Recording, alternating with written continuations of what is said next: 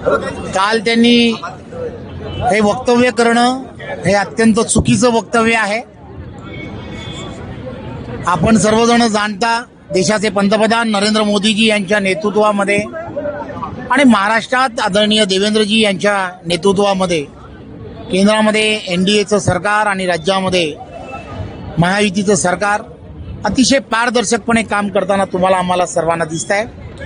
निवडणुकीच्या पार्श्वभूमीवरती असे आरोप करणं हे अत्यंत चुकीचं आहे आणि हे आरोप हे ते का करतायत, कशासाठी करतायत, कारण त्यांच्या पायाखालची वाळू सरकलेली आहे, त्यामुळे ते असे आरोप करतायत, याची मला पूर्ण खात्री झाली। हिंदुत्वाची धमक असावी लागते आणि ती भारतीय जनता पार्टीमध्ये असं तुम्ही मागाशी म्हटले होते, पण ज्यांच्यात हिंदुत्वाची धमक नाही म्हणजे अजित पवार त्यांचा पक्ष तुमच्या सत्तेमध्ये आहे।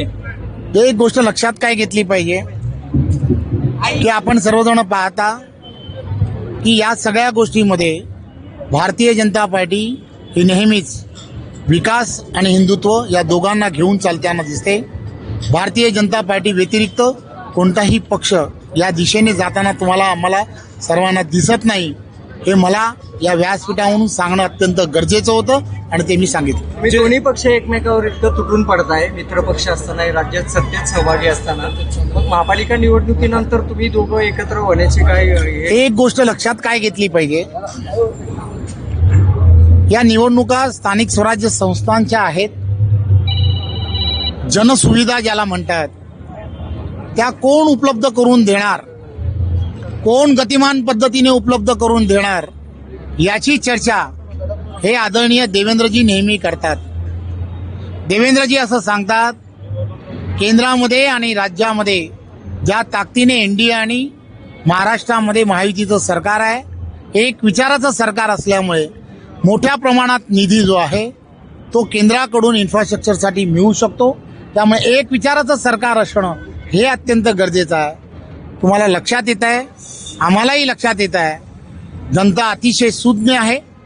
नगरपालिकेच्या निवडणुकांमध्ये सुद्धा अशाच प्रकारचे आरोप प्रत्यारोप केले, त्यामुळे 288 पैकी 135 पेक्षा जास्त जागा या भारतीय जनता पार्टीला महाराष्ट्रातील जनतेने का निवडून दिल्या हे आपल्याला सर्वांना माहीत आहे। विकास, डेव्हलपमेंट फक्त भारतीय जनता पार्टीच देऊ शकतं, हे आपण सर्वांनी लक्षात घेतलं पाहिजे।